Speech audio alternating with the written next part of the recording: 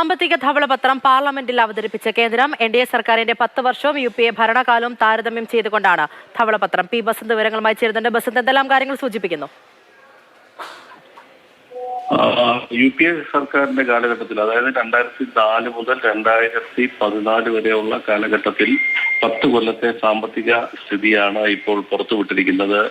അന്ന് 2014 മോദി സർക്കാർ അധികാരത്തിൽ വന്നപ്പോൾ ധവളപത്രം എന്തുകൊണ്ട് പുറത്തുവിട്ടില്ല എന്നുള്ളതിന്റെ ഒരു കാരണവും ഇപ്പോൾ പറയുന്നുണ്ട്. അതായത് അന്ന് അത്തരത്തിലൊരു ധവളപത്രം പുറത്തിറക്കിയിരുന്നെങ്കിൽ അത് നിക്ഷേപകരെ അകറ്റുമായിരുന്നുവെന്നും മാത്രമല്ല ഒരു നെഗറ്റീവായിട്ടുള്ള ഒരു നരേറ്റീവ് അല്ലെങ്കിൽ ഒരു പ്രതിലോമകരമായ ഒരു ആഖ്യാനത്തിന് ഇടവരുത്തുമായിരുന്നുവെന്നുമാണ് ഇപ്പോൾ സർക്കാർ വ്യക്തമാക്കുന്നത്. അന്നത്തെ യുപിഎ സർക്കാരിന്റെ കാലഘട്ടത്തിൽ പൂർണ്ണമായും സാമ്പത്തിക രംഗം പ്രതിസന്ധി നേരിടുകയായിരുന്നു എന്നുള്ള കാര്യമാണ് സർക്കാർ വ്യക്തമാക്കുന്നത്. നിരവധി ആരോപണങ്ങൾ, 2G അടക്കമുള്ള നിരവധി അഴിമതി ആരോപണങ്ങൾ നേരിട്ട ഒരു കാലഘട്ടമായിരുന്നു അത്. ബാങ്കിംഗ് രംഗത്തെ പ്രതിസന്ധിക്ക് കാരണവും യുപിഎ സർക്കാരായിരുന്നു. കിട്ടാക്കടം വലിയ തോതിൽ പെരുകി എന്നുള്ള ഒരു കണ്ടെത്തലാണ് ഇപ്പോൾ ധവളപത്രത്തിൽ നടത്തുന്നത്.